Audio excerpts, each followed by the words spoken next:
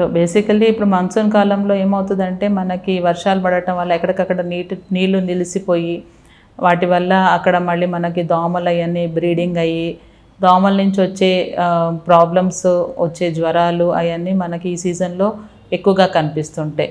Majorly మనం చూసేది malaria కానీ, డెంగ్యూ జ్వరం కానీ, చికున్ గున్యా కానీ అవన్నీ ఈ వర్షాకాలంలో మనకి వస్తాయి. అది కాకుండా కొంచెం ఫుడ్ అండ్ వాటర్ కంటామినేషన్, అంటే ఈ నీళ్లు నిలిచిపోవటము, మన రెగ్యులర్ వాటర్లో కూడా ఈ కంటామినేటెడ్ వాటర్ కలవటం వల్ల వచ్చే డిజీజెస్ లైక్ టైఫాయిడ్, డయేరియాలు, కలరాలు ఇటువంటివి కూడా మనకు రావచ్చు ఫుడ్ అను వాటర్ కంటామినేషన్ వల్ల. సో మేజర్లీ మనం చేయాల్సింది ఏంటంటే మనం తీసుకునే ఆహారంని జాగ్రత్తగా మనం మేనేజ్ చేసుకోవాలి. వాటర్ కూడా ఎట్లా పడితే అట్లా తాగటము అట్లా చేయకుండా ఏదర్ మన దగ్గర ఒక మంచి ఫిల్టర్ సిస్టమ్ ఉంటే దాని ద్వారా ఫిల్టర్ చేసుకొని తాగే వాటర్ కానీ, లేకపోతే కాచి చల్లార్చిన నీళ్ళు తాగితే మ్యాక్సిమం మనం ఈ వాటర్ వల్ల వచ్చే జబ్బుల్ని, డిజీజెస్ని మనం అవాయిడ్ చేయడానికి ప్రయత్నించవచ్చు. సెకండ్ థింగ్ ఏంటంటే ఈ నీళ్ళు ఎక్కడైతే నిలిసి ఉంటాయి వాటి వల్ల దోమలు బ్రీడింగ్ ఎక్కువ అవటం వల్ల వచ్చే ప్రాబ్లమ్స్. నీళ్లు నిలిసి ఉండే ప్లేసెస్ కొంచెం క్లీన్గా పెట్టడము, నీళ్లు అక్కడ స్టాగ్నేట్ అవ్వకుండా చూసుకోవటం అనేది చేయాలి. అండ్ ఇంటి దగ్గర మనం దోమల నుంచి జాగ్రత్త పడాలి. సో మనకి మాస్కిటో మెషెస్ కానీ, మాస్కిటో రెపెలెంట్స్ ఇటువంటివన్నీ వాడుకుంటూ మ్యాక్సిమం మనము మాస్కిటోస్ నుంచి అవాయిడ్ అయ్యేటట్టుగా చూసుకోవాలి.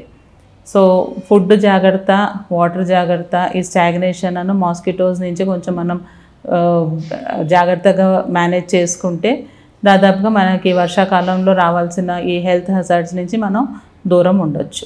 సో దోమలు మనకి బ్రీడింగ్ అయ్యేది ఇట్లా నిలవ ఉన్న నీళ్ళ దగ్గర స్టాగ్నేటెడ్ వాటర్తో, అవి మనం అవాయిడ్ చేయాలి. నీళ్లు పూల్ అవ్వకుండా ప్లాన్ చేసుకోవాలి. డ్రైన్స్ అవన్నీ క్లీన్గా ఉండేటట్టుగా మన ఏరియాలో అంతా నీట్గా ఉందా లేదా అనేది చూసుకోవాలి. సెకండ్ థింగ్, మనకి ఈ దోమలు రాకుండా మన ఇంట్లో మనం తీసుకోవాల్సిన జాగ్రత్తలు అనేది మాస్కిటో మెష్ లేదా మాస్కిటో రెపెలెంట్స్ అంటే ఓడోమాస్ అటువంటి రాసుకోవటం, దోమలు కాటేయకుండా చూసుకునేటట్టుగా ప్రయత్నం చేయాలి. ప్లస్ మన ఇమ్యూనిటీని బూస్ట్ చేసుకునేటట్టుగా మంచి ఆహారము, మంచిగా లిక్విడ్స్ అవి తీసుకుంటూ కాస్త మన న్యూట్రిషన్ ఇంప్రూవ్ చేసుకోవాలి. సో బై ఛాన్స్ ఏమైనా వీటి వల్ల మనకు ప్రాబ్లం వచ్చినా మన బాడీలో రోగనివారణ శక్తి మంచిగా ఉండటం వల్ల మనకి సీరియస్గా ప్రాబ్లమ్స్ రాకుండా ఉంటాయి.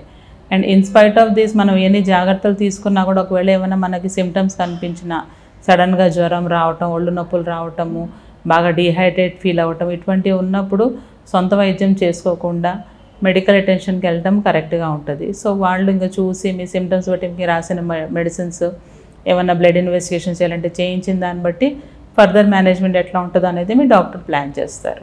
సో ఇమ్యూనిటీ పెంచుకోవటానికి అనేది ఈ టైంలో, ఈ సీజన్లో మనకి ఇన్ఫెక్షన్స్ వచ్చే రిస్క్ ఎక్కువ ఉంటుంది కాబట్టి మనం కొంచెం మంచి న్యూట్రిషియస్ డైట్ తీసుకోవాలి. ఫ్రూట్స్, కొంచెం జ్యూసెస్, కోకోనట్ వాటరు అండ్ మంచి ఆహారం, అన్ని వెజిటబుల్స్, అంటే మనకి తీసుకునే ఫుడ్ అనేది విటమిన్స్లో బాగా రిచ్గా ఉండాలి. సో ఆ కైండ్ ఆఫ్ డైట్ తీసుకోవటం వల్ల మన బాడీలో కొంచెం ఈ రోగనివారణ శక్తి బాగా డెవలప్ అయ్యి ఇమ్యూనిటీ ఇంప్రూవ్ అయ్యి మనకి ఇన్ఫెక్షన్స్ రాకుండా జాగ్రత్త పడవచ్చు. ఎస్పెషలీ ఇన్ఫెక్షన్స్ వచ్చే రిస్క్ ఎక్కువ ఉండేది షుగర్ ఉన్న వాళ్ళకి, పెద్దవాళ్ళకి, మరీ చిన్నపిల్లలకి. వాళ్ళకి తీసుకోవాల్సిన జాగ్రత్తలు తీసుకోవాలి. వాళ్ళని ఎంత ప్రొటెక్టెడ్గా ఉంచుకుంటే అంత కరెక్ట్గా ఉంటుంది.